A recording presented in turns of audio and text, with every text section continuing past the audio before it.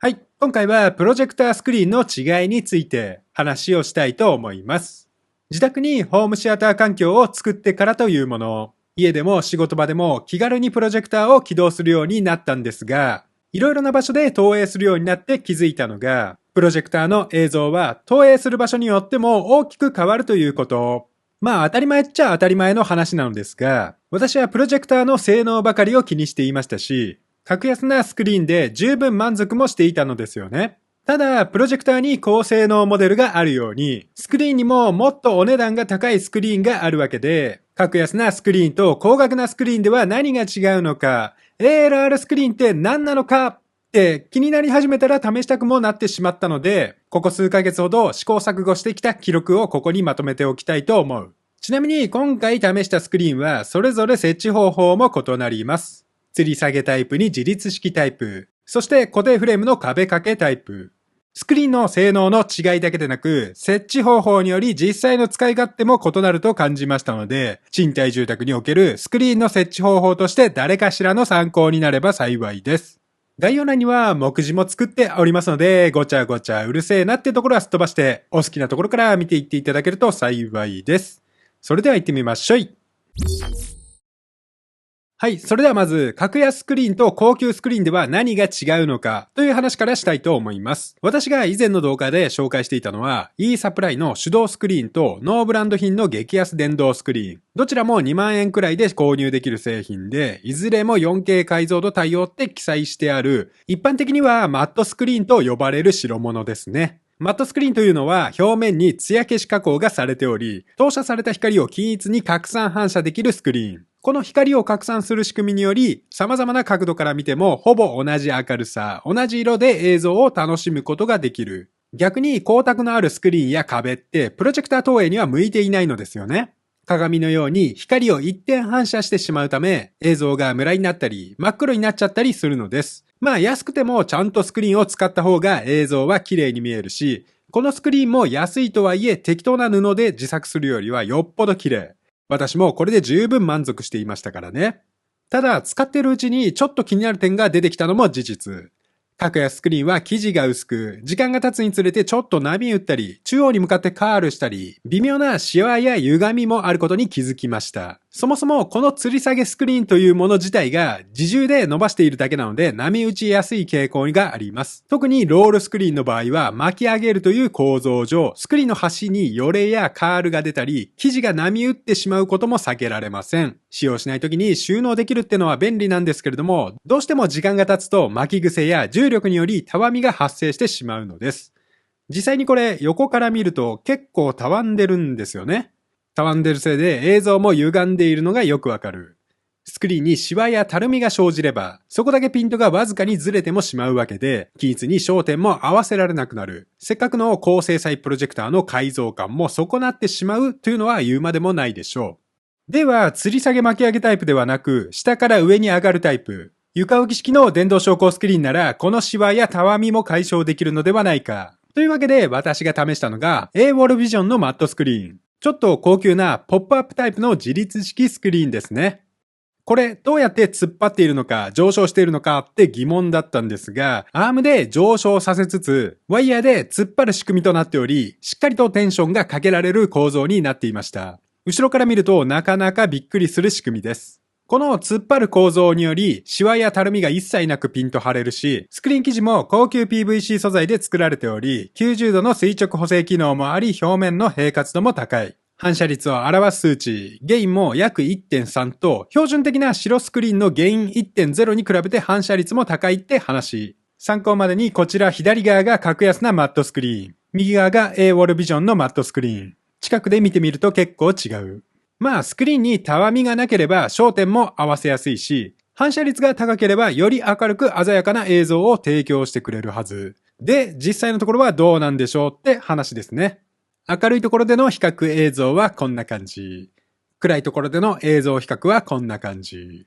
カメラ越しの映像なんで違いは感じづらいと思いますが、実際に肉眼で見比べてみても微妙に綺麗になったかな程度の違いです。こちらは明るい場所で投影した映像ですが、正直比べなければわからないレベルでパッと見はわからないとも感じてしまいました。ただ、スクリーンは吊り下げ式より自立式の方が明らかにちゃんと突っ張っており、端から端まで歪みなく一貫した綺麗な映像を投影できているのは間違いないでしょう。吊り下げ式はどうしても歪むし、端っこの方とかもちょっと不安定になっちゃってますからね。ちょっとした風とかでもゆらゆらしちゃうし、スクリーンが動いたり歪んだりしてしまえば微妙にボケたりもしちゃいますからね。高精細な映像をくっきり表示できるという点では高級スクリーンの方が有利かなと。あと、この AOL Vision の自立式スクリーンは、超焦点、単焦点、超単焦点プロジェクターのすべてに対応しています。この辺のところも光を均一に拡散反射し、平滑性も高いってことで対応できるんじゃないかなと。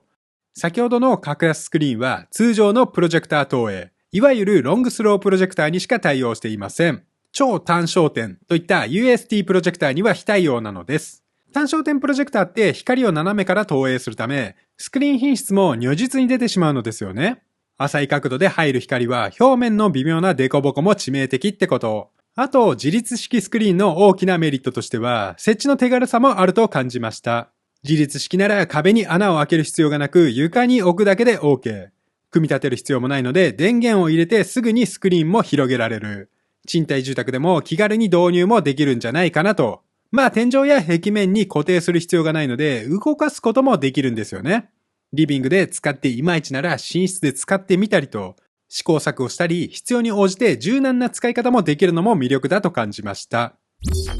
ではこのスクリーンのデメリットは何なのかといえばやはり価格ですね。格安スクリーンが2万円程度に対し AOL Vision のスクリーンは約16万円ほど。価格差約8倍もあるのですが、映像の質が8倍違うかといえばそんなことはないと思いました。格安スクリーンでも十分綺麗というのは先ほど申し上げた通り、適当な壁に投影したり、自作スクリーンと比べれば圧倒的に綺麗になりますからね。AOL Vision の自立式スクリーンも綺麗なんですけれども、格安スクリーンと比べたらパッと見違いはわからないし、視野角や反射率の違いも正直わからない。安い方はちょっと歪んでるなーくらい、反射率の違いも言われればそうかもってレベル。微妙に明るくて綺麗かなーくらいです。明るい場所で見ればどちらも画質は劣化するし、格安スクリーンもやっぱり綺麗ですからね。あと、自立式スクリーンを使って気づいたのが、意外と設置場所に困るってこと。これ設置するだけって言いましたが、この物体がでかいので結構邪魔になります。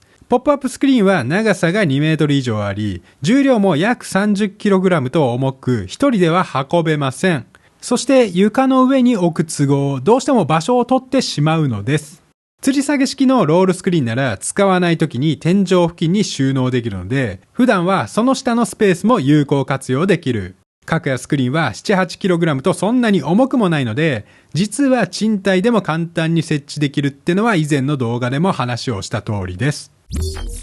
はい、それではこの置き場所に困る自立式スクリーンを床に直置きせず、かつ一人で動かせるように使いやすくできないかというわけでちょっとだけ工夫をしてみました。このスクリーンを設置する上で理解しておいた方が良いのが、自立式スクリーンはどこに置くのが正解なのかということ。やはり床置き式と書いてあるので直接床に置く。もしくは大きめのテレビ台やローボードの上に置くって人が多いと思う。低めの棚やテレビの手前に置いてテレビより大きな画面で見たくなった時だけ起動するって使い方。実際大画面テレビよりは楽に設置もできるし、テレビに比べたら小スペースってのもこのスクリーンの良いところですからね。ただ問題は100インチクラスのテレビ台がなかなか売っていない。繰り返しますが100インチともなると横幅220センチを超えちゃうわけで、そもそもこんなに長い板がないのです。あと困るのがスクリーンの高さ問題。自立式スクリーンは上方向に伸びる都合、あんまり高い位置に置いてしまうと見上げるようになってしまいます。100インチって横幅が約 221.4 センチ、縦幅が約 124.5 センチ。最低でも棚上 1.2 メーターの位置にスクリーンの上部が来てしまうわけですからね。低い場所に置いても上方向には約 1.7 メーターくらいの高さまで伸びるので、限りなく床近くに置いた方がスクリーンは柔軟性が高くも使えるのです。で、私が至った答えはキャスターをつけた板に乗せるというシンプルな方法でした。長い板に車輪をねじ固定して、その上にポップアップスクリーンを乗せるだけ。DIY ってほどの手間もありません。使った板は強度の高そうな赤松、レッドバインの集成材。厚み 2.5 センチで幅18センチ、長さ420センチの板を9280円で購入しました。この板を自立式スクリーンのサイズに合わせて長さ240センチにカット。通販で購入したのでカットは無料。家にも配送してもらっちゃってますから、実際の作業はキャスターをネジ止めするだけですね。使ったのはタナーのカラフルキャスターネオ。直径 50mm サイズ。1個600円くらいで、私は左右に2個ずつ、中央にも前後に2個、合計6箇所にキャスターを取り付けました。1個あたりの耐荷重は約20キロで6個で約120キロと言いたいところですが、変荷重や衝撃を考慮すると約90キロぐらい、スクリーンは約30キロぐらいなんで余裕でしょう。このキャスターはカラフルなデザインで見た目が良いってだけでなく、ダブルベアリング構造で機敏に動くし、車輪部分はエラストマー樹脂なので動かしても音がすごい静か。とにかくヌルヌル滑らかに力もいらずに動くようになるので賃貸にはもってこい。適当な棚にネジ止めするだけで使い勝手も良くなるし、見た目も良くなるんで結構おすすめ。板にキャスターを固定するだけで使い勝手はだいぶ良くなりますからね。高さも最低限に抑えられるし、移動も自由自在になる。使いたい時に引っ張り出して、使わない時は壁際や家具の隙間に収納してみたり、床に直接置かないだけで掃除もしやすくなりますからね。例えばテレビを壁掛けしているなら、その下に収納もできるし、棚に置きたいなら壁面にスタンドバーで棚を作って、その上に置いたりしても良いですね。当初はキャスター付きのローボードを作ってスクリーンを隠せるようにしようかとも思ったんですけれども、この本体自体が結構高級感がある。値段が高いだけあって本体の質感も良く、置いておいてもかっこよい。何この黒い金属製のケースってなってるうちにスクリーンが出てくるってのもなかなかびっくりするからね。プロジェクターってやっぱり誰かに見せたいもの。インテリア的な要素も大きいと感じているので、せっかく高級なスクリーンを使っているなら、あえて見せておいておくってのもありなんじゃないかなとも思いました。はい。続いて気になるのが ALR スクリーンですよね。高級なマットスクリーンと高級な ALR スクリーンでは何が違うのか。ALR ってのはアンビエントライトリジェクティングの略であり、要は環境光を遮断するスクリーンのこと。天井照明や窓といった周りの光を大幅にカットして、プロジェクターの光のみを反射することで、より明るく、より綺麗に見えるスクリーン。明るいところでも明るく投影できるのが ALR スクリーンなのですよね。私が今回使ったのはバレリオンのフレネル構造の超焦点用 ALR スクリーン。フレネル構造っていうのは細かいフレネルプリズム状の溝があって入射する光の角度を精密にコントロールしてるって話なのですけど、これはもうちょっと別物ですね。光をコントロールするだけでこんなにも綺麗になるのかって驚きました。ALR スクリーンって明るくなるってイメージがあったんですけれども、明光の抑制もできるんですよね。明光というのは壁や天井、床などで二次反射した光のこと。プロジェクターから投影された光がスクリーンだけでなく周囲の壁にも当たって反射してしまい、この反射光がスクリーンに戻ってきて映像が白っぽくなったりもするのですけど、それも抑えることができるのです。例えばシアタールームで黒い壁紙にするのも、こういった明光や環境光の影響を最小限にするため。プロジェクターを置くならその周りを真っ黒にした方が良いってのはなんとなく理解しつつも、一般家庭ではまず無理な話ですからね。ALR スクリーンに投影することで、これらの影響も抑えられるってのが素晴らしい。さらにこのスクリーンは白ではなくグレーになっているのにも理由があります。プロジェクターって投影する都合を黒を表現するときでも光を完全に遮断できるわけではないので、わずかに明るくグレーがかった黒、いわゆる黒浮きが発生してしまうのですが、グレーのスクリーンにすることで漏れた光を吸収して黒浮きを抑える効果があるのです。実際に黒が黒くほんと真っ黒になってるし、それなのに白は白い。しかもとてつもなく明るい。ゲイン 1.8 と反射率も非常に高いですからね。黒が黒いまま明るくも投影できるのです。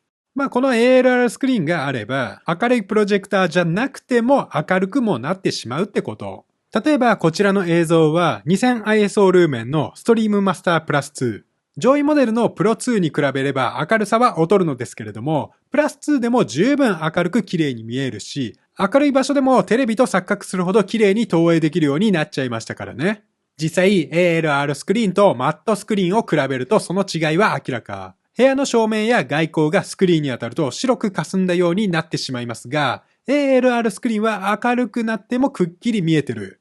暗い場所では明るい場所ほど顕著ではありませんが、暗い場所で見ても比べれば結構違うと感じました。バレリオンは EBL 技術で黒がもともとめちゃめちゃ黒いんですけれども、ALR スクリーンを使うことでさらに黒くなっちゃって、宇宙のシーンとかは漆黒なのに立体感があってびっくりする。きっと黒にも100色以上あるのでしょう。HDR 対応ゲームとかもやってみると、色味がワンランク濃くなったように感じました。全体的に色濃くなってるのに階調が豊かで、光とかも眩しいほど明るくなってる。参考までにこちらは Vision Master Pro 2の ALR スクリーンの投影映像。こちらは Stream Master Plus 2の投影映像。こちらが明るい場所での Vision Master Pro 2の投影映像。こちらが明るい場所での Stream Master Plus 2の投影映像。プロジェクターの明るさが違うので、マットスクリーンだとやはり映る映像にちょっと差が出るんですけれども、どちらもびっくりするぐらい綺麗に投影されるようになりましたからね。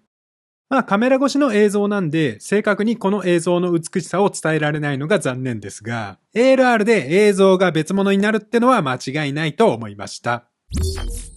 はい、続いて ALR スクリーンを使って気づいたデメリットについても触れておきたいと思います。明るい部屋でも綺麗に映るってのが ALR スクリーンの最大のメリットなんですけれども、もちろん万能ではありません。まず最初に挙げたいのが視野角が狭いという問題。ALR スクリーンはプロジェクターの光だけを強調して、天井や側面からの外光を弾く設計になってるんですよね。この指向性の強さが明るい部屋でのコントラスト向上につながるわけですが、同時に視野角が狭くなるという代償があるのです。例えば私が使っているバレリオンの ALR スクリーンの視野角は90度であり、先ほどの AOL Vision のスクリーンは視野角が170度。マットスクリーンに比べると視野角がだいぶ狭くなってしまうのです。実際正面から見れば明るく非常に綺麗に見えるんですが、横から見ると急激に暗くなってしまいます。中央から横へ移動しながら見ると徐々にマットスクリーンの方が綺麗になっていく。横から見ればマットスクリーンの方が明るく見え、暗い場所ではその差も特に顕著になります。複数人で広い範囲から鑑賞する場合は、高視野角のマットスクリーンの方が有利でしょう。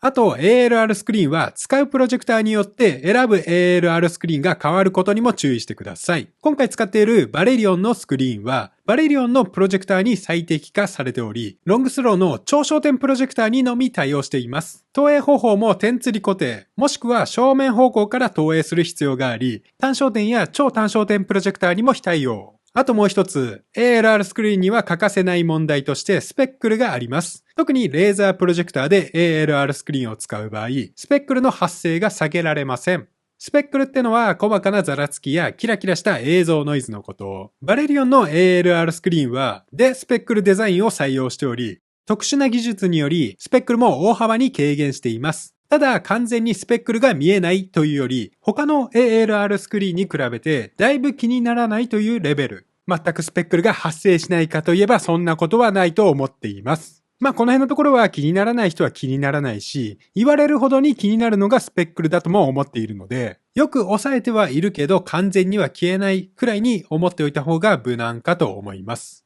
そして最後に価格の問題。このバレリオンの ALR スクリーンは質が高いだけあってやはり高額。約16万円と先ほどの自立式プロジェクター並みの値段がします。明るい場所で見るなら ALR スクリーンは明らかに綺麗ですが、暗い場所ではそこまで綺麗かと言われれば微妙。視野角の問題もあるし、設置の柔軟性においてもマットスクリーンの方が融通が効くかなと。特にこのバレリオンの ALR スクリーンは自分で組み立てる必要もあるので、組み立てに設置とちょっと大変なんですよね。賃貸住宅では壁掛けできる場所も少ないので、私も四苦八苦。というわけで続いて ALR スクリーンの設置方法へと続きます。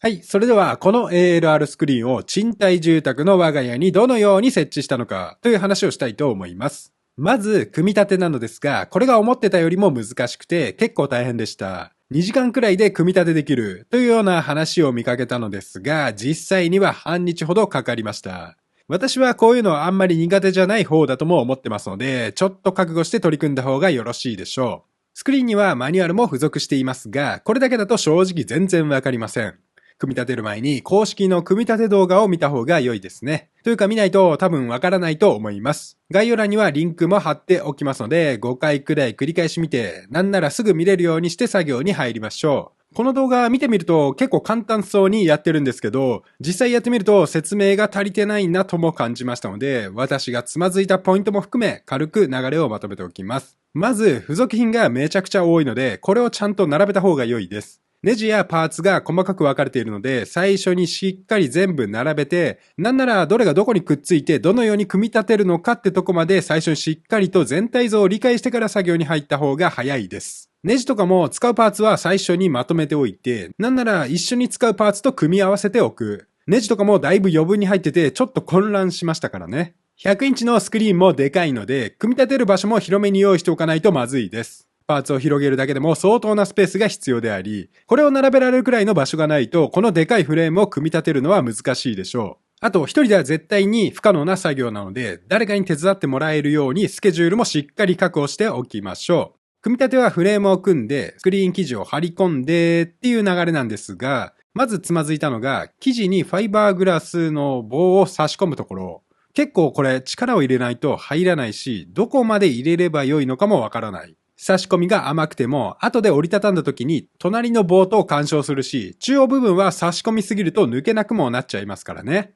だいたいこんぐらいの差し込み具合でいけたかと思います。続いて生地の張り具合を均等にするのは難なくできたのですが、最後に苦労したのが外フレームの取り付け。外側のフレームは少しでもずれると入らなくなるんだけど、作り込みが甘いので少しずれても固定ができてしまうので困る。微調整しながらやり直しながら気持ちよくはまる位置を探していくんですけれども、スクリーンを傷つけないように調整するのもなかなか神経使いました。フレームも重く力を入れないと作業できないんだけど、スクリーンはデリケートっていう。うまく外枠がはまって綺麗なスクリーンができた時はちょっと感動もしましたからね。で、このスクリーンを組み立ててしまえば設置は簡単です。でっかい額縁を壁にかけるようなイメージですね。フレームの背面は引っ掛けられるような構造になっているので、引っ掛ける壁側に付属の金属パーツを3箇所固定しておくだけ。引っ掛け位置は特に決まっておらず、中央を基準に左右を均等に距離を取れば良いと判断しました。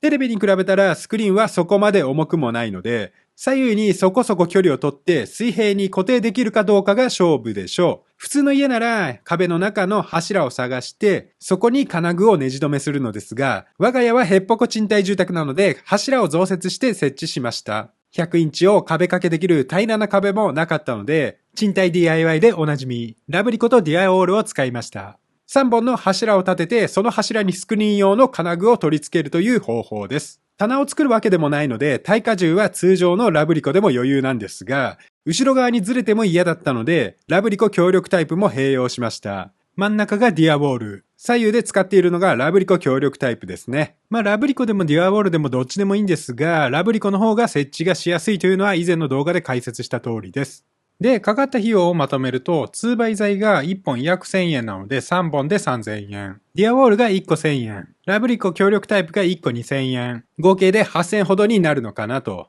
2倍材もカットして送ってもらったので、垂直になるように設置するだけ。真ん中に1本の柱を立てて、その柱を中心に左右均等になるように柱を立てる。柱が均等に設置できれば、あとはスクリーンを引っ掛ける金具の3箇所が水平になるように気をつけて金具を取り付けるだけ。この金具にスクリーンを引っ掛ければ完成です。本来は動かないように下側もマジックテープで固定するみたいなんですが、とりあえず私は動かすかもしれないので下側は固定していません。上側だけでも動くようなことはないですね。今回は突っ張り固定のラブリコを使いましたが、大きな壁面があるならスタンドバーを使って3本柱を固定するという方法でも良いと思います。賃貸住宅では石膏ボードの壁も多く、石膏ボード壁ならピン固定で柱もいくらでも増やせるのでした。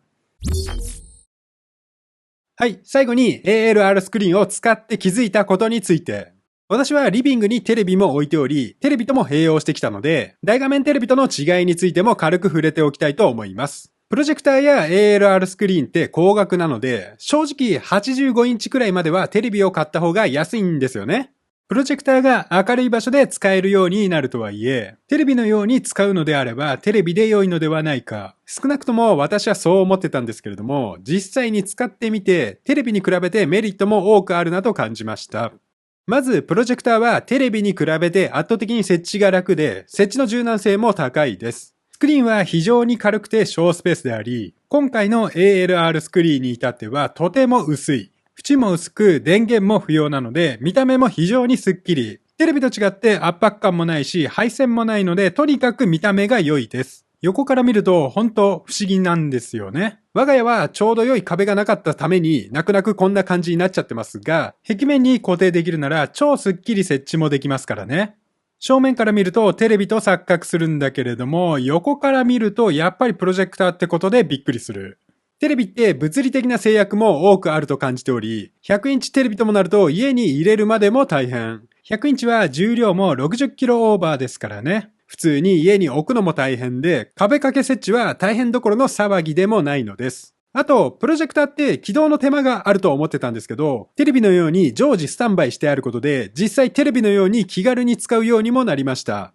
プロジェクターの電源を押すだけで映像が映る。部屋の明かりを気にすることもなく、カーテンを閉める手間もないし、やっぱりこのスクリーンの出っ放しってのは楽。昇降スクリーンは収納できるけど、スクリーンを出す時間、手間もあるし、このワンアクションが意外と面倒なんだなとも気づきました。プロジェクターにテレビチューナーを接続しておけば、プロジェクターでテレビも見れるようになるし、ナスネ、レックオンといったワイヤレステレビチューナーを使えば、アプリ経由でテレビ視聴もできてしまうのです。Google TV 搭載のプロジェクターなら DTCP-IP アプリにも一通り対応してるし、もちろん TVer でも地上波テレビは見れますからね。我が家はピクセラのサイトエアボックスを使っているので、バレリオンのアプリで直接テレビ視聴もできる。リアルタイムで地上波テレビをザッピング視聴。こうなってくるとほんとテレビとの違いがわからない。部屋が明るいまま視聴できるので、ながら視聴もできるようになったし、とりあえずつけている自分もいる。料理をしながら掃除をしながら大画面で映像を垂れ流す。ALR スクリーンならこれができるんです。そして明るいところで見れることで目が疲れにくくなったとも感じております。高性能プロジェクターは目が疲れづらいとはいえ、やはり暗い中で明るい画面を見るってのはどうしても疲れるんですよね。人間の目は明暗差があるほどに目の調整機能がうまく働かなくなり疲れてしまうわけで、暗い部屋でテレビを見るより明るい部屋でテレビを見た方が疲れないってのはすでに皆さんご存知の通りかとも思います。あと当たり前に大画面で見るようになって気づいたのが、地上波テレビは大画面で見る必要がないということ。テレビって盲信的に大画面に憧れがちなんですけど、日常的なテレビ番組はむしろ大画面視聴には向いてないんですよね。ニュースを流したり、バラエティ番組を視聴するのに、100インチは大きすぎて見づらいし、そもそも地上波テレビって HD 解像度、映像もあまり綺麗じゃないですからね。大画面になるほどに映像の汚さも顕著になってしまうのです。私は同じ部屋に75インチのテレビも置いていますが、このサイトエアボックスが便利すぎて、最近はスマホやタブレットでテレビ視聴することの方が多いですからね。テレビやプロジェクターってどうしても画面が大きいことに目が行きがちなんですが、小さい方が使いやすかったりすることもあるのです。その点プロジェクターは画面サイズを小さくすることもできるのも便利なんですよね。プロジェクターは置く場所だけでなく投影サイズを簡単に変えられるってこと。設置場所を変えた時にその場所に合わせたサイズに調整ができるのも便利なのです。例えばバレリオンのプロジェクターはゲーミング性能も高く入力遅延も少ないのでゲーミングモニターとしても使えますからね。使用目的に合わせて小さくできるのも良いなと思いました。はい、続いてテレビにはないプロジェクターの使い方として私がちょっと感動したのが 3D 体験ですね。実は 3D 対応テレビってすでに数年前、2017年頃に絶滅しており、2025年の現在では最新テレビで 3D 体験するってのは不可能なんですけれども、バレリオンのプロジェクターはしっかりとアクティブ 3D に対応してるんですよね。DLP リンクのアクティブシャッター方式に対応しており、3D ブルーレイプレイヤーに HDMI 接続するだけで 3D コンテンツも自動的に検出してちゃんと 3D モードで再生してくれる。しかもこの 3D を実現するアクティブシャッター方式は 3D グラスの左右の目を交互に遮断する都合、どうしても映像が暗くなってしまうんですけれども、これを ALR スクリーンを使うことでより明るく鮮明な 3D 映像を実現できるのです。実は私 USJ とかディズニーリゾートの 3D アトラクションも結構好きで 3D 映画も好きすぎて中古で 3D テレビを買い直したこともあるんですけれども、この大画面でしかも超綺麗に 3D 体験ができちゃってびっくり。テレビのパッシブ方式に比べて解像度も半減しないし、こんなに立体的に飛び出てたっけって感動してるのが今。すでに 3D テレビや処分しちゃったので比較ができないのが残念ですが、下手に錆びれた映画館で 3D 視聴するよりも全然綺麗ですからね。しかも、このバレリオンの 3D グラスは大容量充電式バッテリーを内蔵し、最大50時間も連続再生できるのに 28g と超軽量。見た目も高級感あってかっこよいし、3D グラス専用のケースがついてくるのも最高。まあ 3D ブレイレイは完全に廃れてるだけあって中古で安くも買えたりするし、人気作品や名作は 3D でリマスターされてたりもするので、昔の作品を 3D で再確認するってのはとても面白いと思うんですよね。私なんて過去に見た作品の内容をすっかり忘れちゃってもいるんで、3D プロジェクターで新作のようにまた楽しむってのも悪くはないと思いました。はい、最後にまとめです。格安マットスクリーンと高級なマットスクリーンの違いは、写りの違いというよりもスクリーンの耐久性や設置の柔軟性の違いの方が大きいと感じました。逆を言えば映る映像に値段ほどの違いはないというのが正直な感想です。そして ALR スクリーンは完全に別物ですね。明るいところで視聴したいなら絶対に ALR スクリーンを使うべきであり、より明るくってだけでなく、よりコントラストも高く投影できるのも間違いないでしょう。同じプロジェクターを使って投影してるのに ALR スクリーンに投影すれば別物になっちゃってビビります。さらにバレリオンのようなプロジェクターがあれば自宅でも映画館並みの映像体験ができてしまう。究極の黒ってのは伊達ではなく、その映像の美しさはちょっと異次元ですね。バレリオンビジョンマスタープロ2の何がすごいのかっていうのは以前の動画でも詳しくレビューしてるんですけれども、こんなに綺麗なら明るいところでも使いたくなるわけで ALR スクリーンが欲しくなるってのも必然でしょう。バレリオンの ALR スクリーンは単品購入するとなかなかの金額がするのですが、プロジェクターセットで格安に購入できたりもするし、Amazon のセールではバレリオンのプロジェクターも大幅値引きされることが多いです。年に一度のブラックフライデーではこれ以上ないほど安くもなりますからね。具体的なセール情報については概要欄にも記載しておりますので、ぜひそちらもチェックしてみてください。まあ、ALR スクリーンってプロジェクターの映像が激変するってのもありますが、明るいところで使えることでプロジェクターの概念も変わりますからね。プロジェクターがテレビ代わりになるというよりも、テレビよりもこっちの方が良かったりもするので、私も新居に引っ越すなら大画面テレビではなくどでかい ALR スクリーンを設置したいとも思っている。ALR スクリーンならテレビのような使い方もできるわけで、プロジェクターを選ぶ理由がまた一つ増えたなとも思いました。というわけで今回はこの辺でおしまい。